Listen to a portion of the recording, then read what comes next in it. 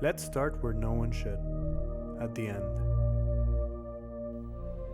Evan is in a timeline where he chooses to avoid growing up with Kaylee so that she can have a better life without the trauma she would have suffered if they grew up together.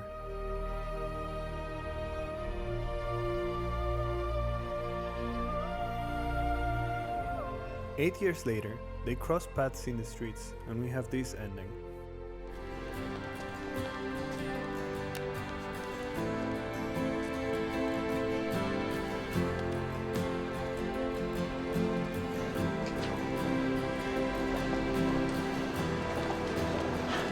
Do I know you? Evan. Kaylee. Wow. You look like a Kaylee. I'd love to get a cup of coffee with you sometime. Yeah. If you watch this film, you're probably confused, as your mind is trying to remember something you most likely have no memory of. Okay, let's rewind and try again.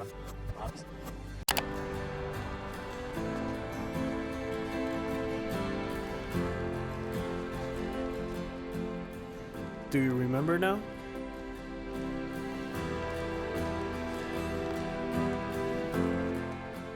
It's better, but still off, right? That's probably because you haven't seen that ending either. In fact, the production decided to shoot 4 different endings, including the director's cut, which couldn't be more fitting for a time travel film. And even more when it resembles one of the main themes from the movie.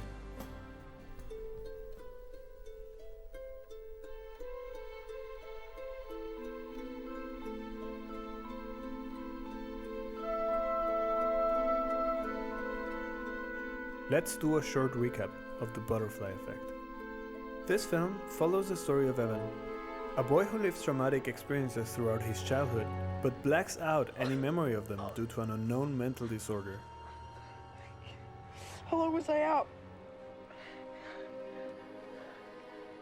Kelly, what's wrong?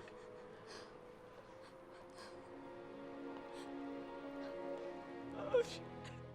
Years later, he discovers that his condition allows him to travel back in time and alter his past, affecting the chain of events in his life, creating a different reality.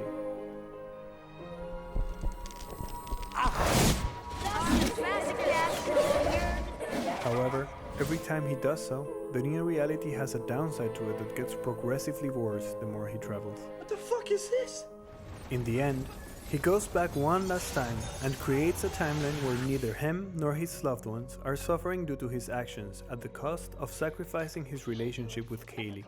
It'll kill you and your whole damn family. Who's Kaylee? Do you want me to take you to the doctor? No. I think everything's gonna be alright this time. You could argue that the main themes of the movie are the following. If you want to save someone you love, sometimes you have to let them go. And even the smallest decision you make can have an immense impact on the future. And fair enough, both of these fit entirely in the narrative of the story and are very common in the time travel genre. But I believe there is a much more grounded theme to be explored in this movie, and for that, we will have to take a different approach to the whole story. Let's indulge for a second the possibility that the movie is not about time travel at all, but about a troubled person dealing with tough choices. I found no evidence of lesions, hemorrhaging, tumors. But you must have something you can go on. If I was to guess, I'd say the blackouts are stress-related. What if Evan is just a normal guy who struggles making decisions due to the uncertainty of the future?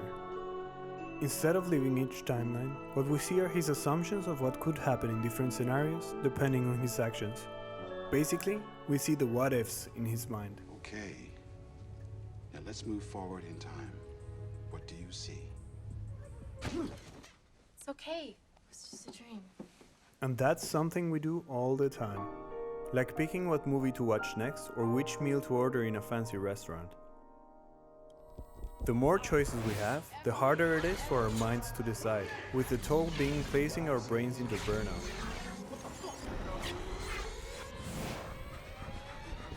Evan is the perfect hyperbole of an overthinker. He's seen every possible outcome in his head and analyzed what could have happened each time to the point of complete exhaustion. Or at least, that's what he thinks. All his energy is spent trying to figure out what action would lead to the best possible result, showing us how draining it is to live with this mentality, how crippling it can be to make the right choice when you think you can control what's going to happen. So now I need information to make things right again, and you're the only one that can give it to me. There is no right. You can't change who people are without destroying who they were. Who says you can't make things better? You can't play God, son. But in reality, we can't control other people's lives, nor their life choices, no matter how hard we try. Alright. I love you, Mom. And the sooner we realize this, the easier it will be to make a decision and stick with it. The end ties perfectly with this new perception of the character, as Evan finally accepts the fact that he has no control over the future and the only thing he can do is let things happen. That's why I believe this movie is so compelling, as we face the same sort of dilemmas every day, wondering about the future and regretting our past choices. And the greatest irony of all falls in the production of the film that, just as Evan, they had to shoot 4 different endings before being able to make what they considered the right choice.